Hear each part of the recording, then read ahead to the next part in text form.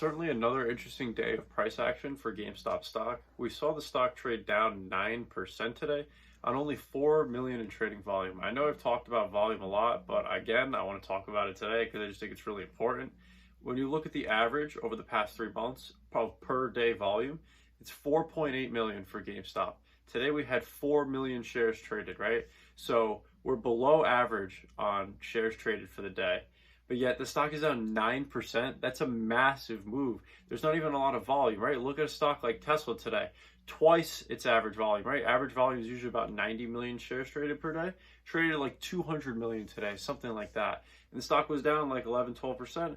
Had a similar kind of move as GameStop, where it was just a slow trend downwards. So it's really interesting that this seems to consistently happen with GameStop. And then if you look at something like Fidelity's customer data, right? 88% of the orders today were buy orders. So of course we don't know the size of the orders, we don't know who's day trading in there in terms of those orders, right? But generally speaking, it's a general positive sentiment that retail is buying the dip, right? You can also look at Twitter and you can Reddit, like Superstock. Generally, you can see people are buying the dip, right? I'm not saying that's like concrete evidence, like, oh yeah, like that's your DD. But my point is just, you can see generally the sentiment is individuals are buying the stock.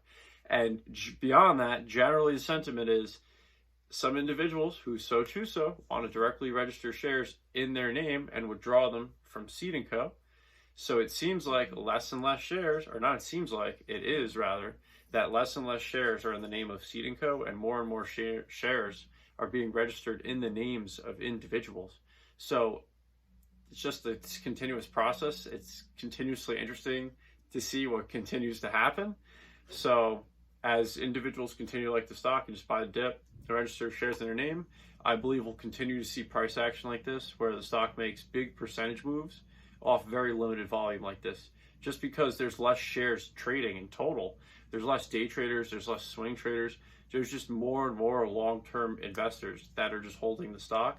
So there's just less shares traded, which just means bigger gaps in price, because eventually the books just start to become thinner, right? In terms of bid and asks, that's what actually makes the price point of the stock.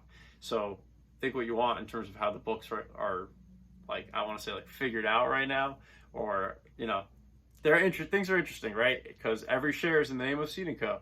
That's all I have to say in terms of the DTC. It's just very, very interesting how the system works like that, right? But at the end of the day, it's just interesting price action.